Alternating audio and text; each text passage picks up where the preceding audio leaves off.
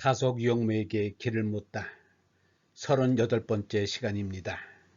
오늘은 없음과 하느님이라는 제목으로 말씀드리겠습니다.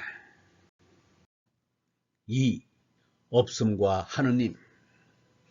여기에서 우리는 하느님을 하늘을 본삼아 사유했다는 점이 흥미롭다. 그리고 그 하늘은 무한한 시간과 무한한 공간을 포함하는 쪼개질 수 없고 나누어질 수 없는 온전한 전체라고 파악하였다. 서양의 종교 발달세에 익숙한 사람들은 즉시 다음과 같이 토를 달아 해설할 것이다.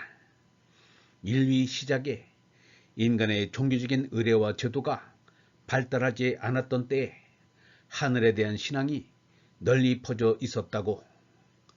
그렇지만 그런 하늘신, 땅신, 물신, 나무신 등과 같은 유치한 신에 대한 관념은 인간의 경험과 지식이 넓어짐에 따라 극복되어 우주 창조의 신으로서의 유일신 사상으로 발전되어 나왔다고.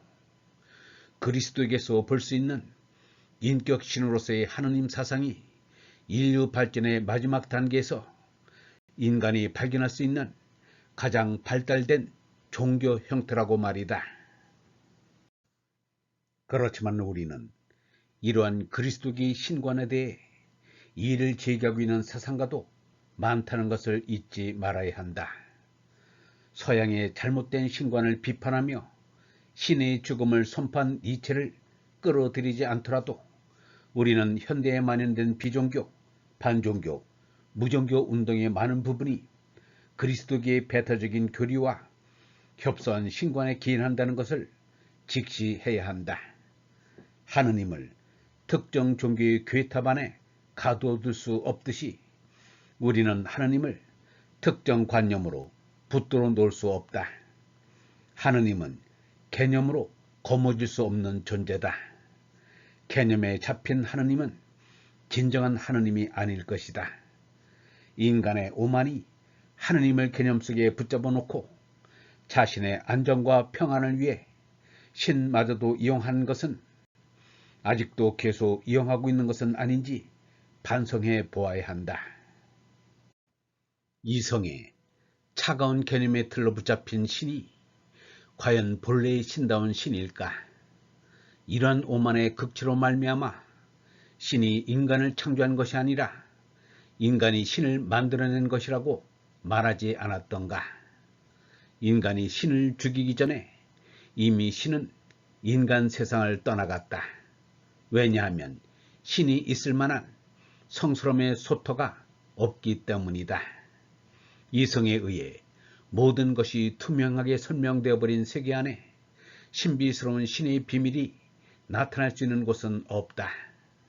인간의 편함과 효율성이 지배하는 세속화된 세계에서는 신마저도 인간의 편의를 위한 도구로 전락하게 마련이다.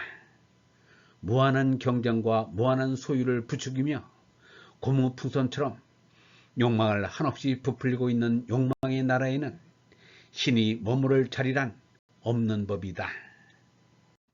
이렇게 욕망의 네온 사인이 거리를 수놓고 있는 환락의 세상은 실은 신이 떠나버린 칠흑 같은 어둠의 세계인 것이다. 이 세상 어디에서도 우리는 구원의 희망을 찾을 수 없다. 오직 떠나간 신만이 우리를 구원할 수 있다고 하이데거는 말한다. 떠나간 신이 돌아올 수 있도록 하기 위해서는 무엇보다도 먼저 신이 나타날 수 있는 성스러움의 영역을 예비해야 한다. 그러면 어떻게 그런 성스러움의 영역을 예비해야 하는가? 하이데거는 이렇게 말한다. 사유는 존재의 진리에 대한 물음에서부터 사유한다. 존재의 진리에서부터 비로소 성스러움의 본질이 사유될 수 있다. 성스러움의 본질에서부터 비로소 신성의 본질이 사유되어야 한다. 신성의 본질의 빛 속에서 비로소 신이라는 낱말이 무엇을 이름해야 하는지가 사유되고 말해질 수 있다.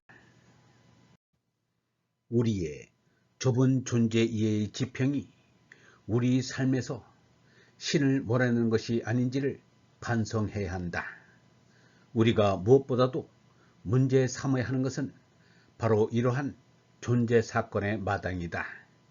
그 마당이 하느님이 나타나기에 너무 좁고 너무 더럽다면 하느님은 결코 나타나지 않을 것이다. 지금까지의 존재 마당이, 존재 시각이 하느님을 쫓아내는 것은 아닌지 되돌아보아야 한다. 그리고 거기에는 결정적으로 우리 존재에 대한 이해가 기여하였음을 알아야 한다. 서양의 철학과 신학에서는 존재를 무에서 창조라는 관점에서 보았는데 거기에는 암암리에 제작이라는 인간의 행위가 모델로 자리 잡고 있었다. 신은 아주 유능한 제작자이다. 아무것도 없는 데서부터 우주 만물을 만들어낼 정도로 전능하다. 아무것도 없는 데서부터 우주를 창조하였다고는 하나 어쨌거나 거기에 신은 있었던 것 아닌가. 시작부터 어려운 모순에 걸리는 것은 존재에 대한 이해 때문에 그렇다. 아무튼 신은 존재하는 것 가운데 최고의 존재자로서 존재하는 모든 것의 제일 원인이며 최종 근거이다. 모든 존재하는 것을 존재하게 하였으면서도 그 자신은 영원히 계속 존재해온 자기의 존재의 자체 원인이기도 한 그런 존재자이다. 하이데거는 이와 같은 잘못된 존재 이해가 신을 죽이고 신을 이 세상에서 몰아내기에 이르렀다고 본다. 누가 그런 제일 원인이며 최종 근거이며 자체 원인인 신에게 무릎을 꿇고 찬미의 노래를 부르며 자기 희생을 하려고 하겠느냐고 묻는다. 그것은 신성함이 차가운 합리화의 논리에 따라 사라져버려 이성이 만들어 놓은 가짜 신일 뿐이다. 이제 우리에게는 신의 있음도 담을 수 있는 더 넓은 트윈터가 필요하다. 과연 무한하고 영원한 신을 담을 수 있는 터가 있는가? 우리는 이제 발성의 전환을 해서 지금까지 우리가 갖고 있었던 신에 대한 관념을 송두리째 털어버려 하지 않을까? 우리가 한계짓는 있음의 지평이 신이 나타날 수 없도록 하고 있는 것은 아닐까? 한계가 없는 있음, 시작과 끝이 없는 있음을 사유해야 하지 않을까?